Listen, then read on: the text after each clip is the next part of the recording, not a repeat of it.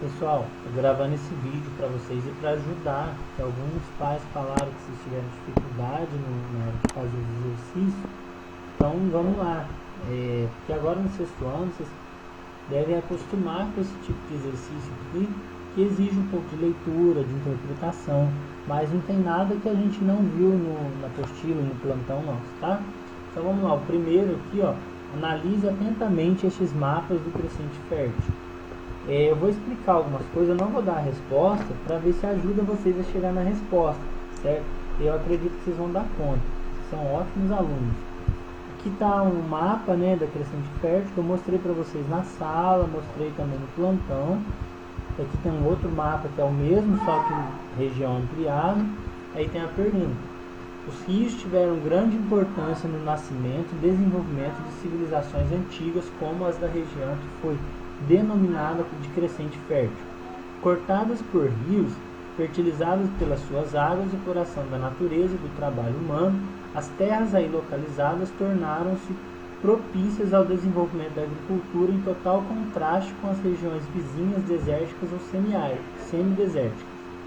Sobre o crescente fértil pode-se afirmar: dica: quando tem esse tipo de questão, aquilo que for verdadeiro vocês já marcam aí do ladinho ou já faz uma anotação aí no caderno. Aqui não fosse também já faz para vocês poderem saber. Então, vocês primeiro vão ficar aqui, ó, e ver qual que é verdadeiro e qual que é falso, certo? Suas terras eram fertilizadas durante os dias de lua em fase de quarto crescente. Será que a gente falou isso? Será que tem alguma coisa a ver somente na lua crescente, por isso que tem esse nome?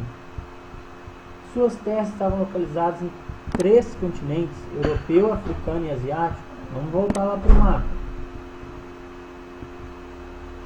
Aqui tem uma parte da África e aqui uma parte da Ásia. A Europa está para cá, ó. Será que a crescente fértil, que é essa parte mais escura, chega até a Europa? Eu acho que não. Ele foi assim denominado porque era uma região fértil e tinha uma forma de lua crescente, certo? Nele se desenvolveram as civilizações dos egípcios, hebreus e mesopotâmios.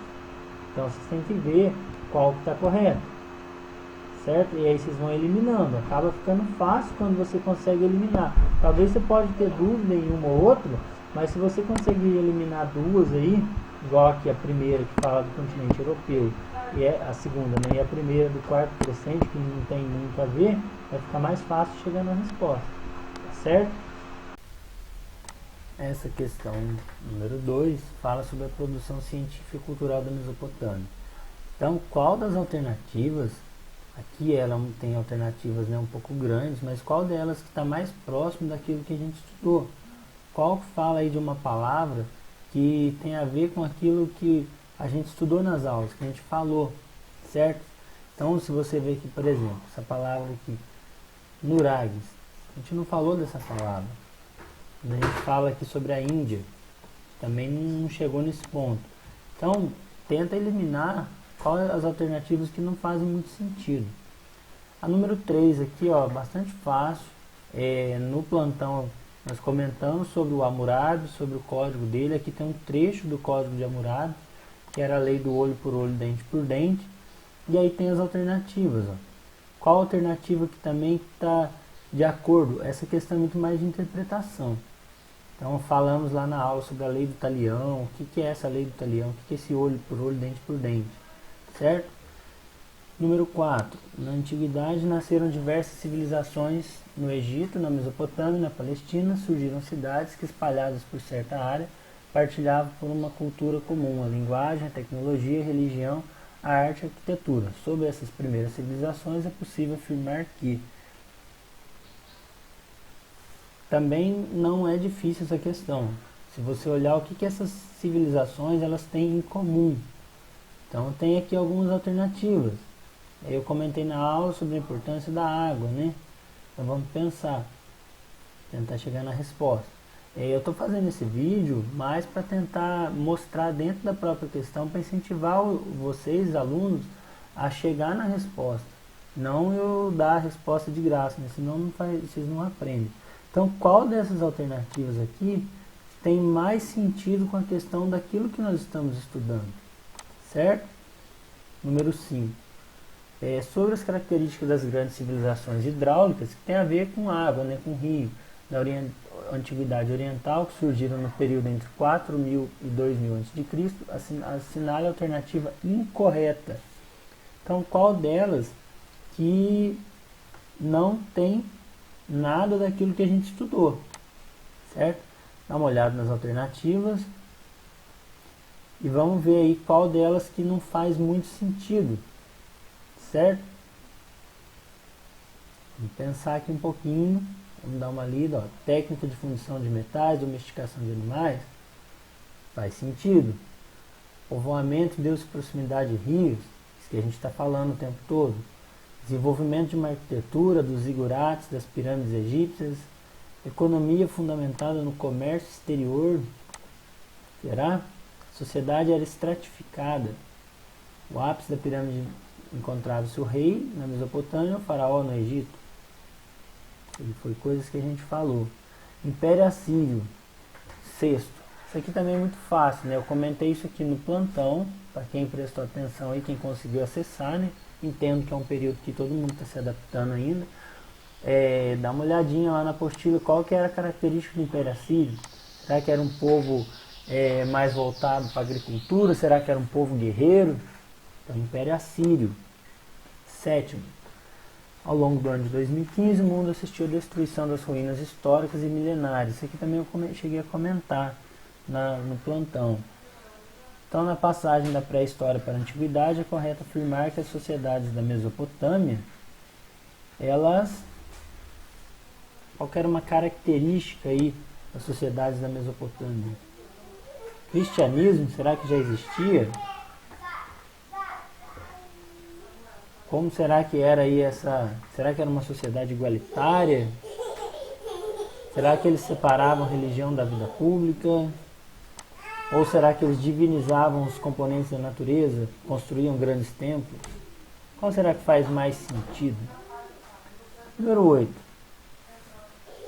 Com essa civilização surge uma vida econômica, dominada pelo comércio marítimo. Tal traço lhe atribui uma originalidade precisa entre as civilizações orientais, as quais ela se liga tanto por laços, e isto era inevitável numa ilha onde a natureza impunha ao homem condições de vida muito diversas dos reinantes dos vales do Nilo e do Eufrates.